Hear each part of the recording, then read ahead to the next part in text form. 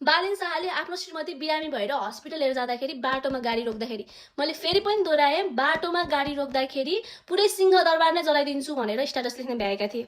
त्यति बेलामा बालेन शाह सन्तानको बाउ बन्न आँटेका थिए भने अहिले हालको स्थितिमा बालेन शाह पुरै देशका बाउ बनेका छन्, पुरै नेपाल देशका बाउ बनेका छन्, प्रधानमन्त्री बनेका छन् र उनलाई जसरी आफ्नो मान्छेको माया लाग्छ त्यसरी नै गरिब दुखी श्रमजीवी जनताहरूको माया किन लाग्दैन?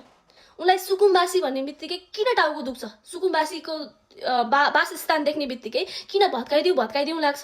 किन यिनीहरूलाई कुटेर लखटेर भगाइदिउँ जस्तो लाग्छ? किन यिनीहरूको आँखाबाट आँसु निकाल्नु जस्तो लाग्छ? हो, हामीले मान्यौँ, मेयर हुँदाखेरि पनि उनले सुकुम्बासीलाई र सडकमा काम गरेर खाइरहेको श्रमजीवीलाई नै हटाउने काम गरेका थिए होइन? हो, मेयरको काम त्यही हो भनेर हामीले मान्यौँ हामीले। तपाईँ प्रधानमन्त्री भइसकेपछि पनि त्यही सुकुम्बासीलाई नै हटाएर देश बन्छ भन्नेतिर किन लाग्नु भएको छ? अब फेरि अर्को कुरा आयो, त्यहाँनिर बाढी आएर जनताहरू चाहिँ सुकुम्बासी जनताहरू चाहिँ सबै सामान छोडेर भागेको तपाईँहरूले बिर्सिनु भयो होला, तर मैले बिर्सेको छैन भन्दा स्ट्याटस लेखेको थियो नि होइन? मैले पुरै पढ्दा पनि पढिनँ, वाहियात तर्क। तपाईँलाई त्यस्तै माया लागेको हो भने तापनि सुकुम्बासी जनताहरूलाई कहाँ राख्ने, कसरी व्यवस्थापन गर्ने?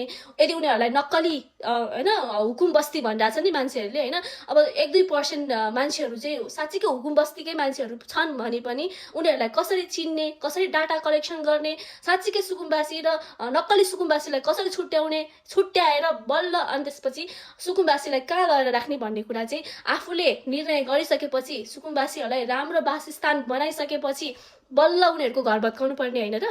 अहिले उनीहरूको तपाईँलाई आफ्नो मान्छेको माया लाग्छ अनि श्रमजीवी जनताहरूको माया किन लाग्दैन?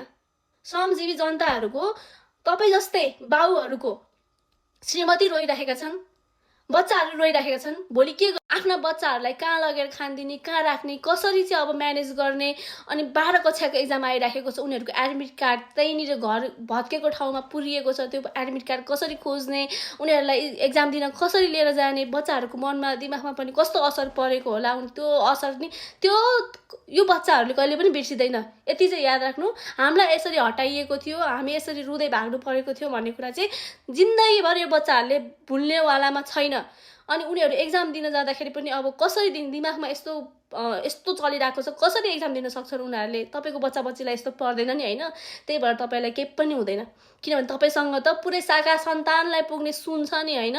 पुरै शाखा सन्तान खुसी भएर रमाएर नमरुन्जेलसम्म खाने पैसा भएपछि अरूको गरिब दुखी जनताको बच्चाहरू जेसुकै भएर मरुन् कि जेसुकै गरून् के मतलब?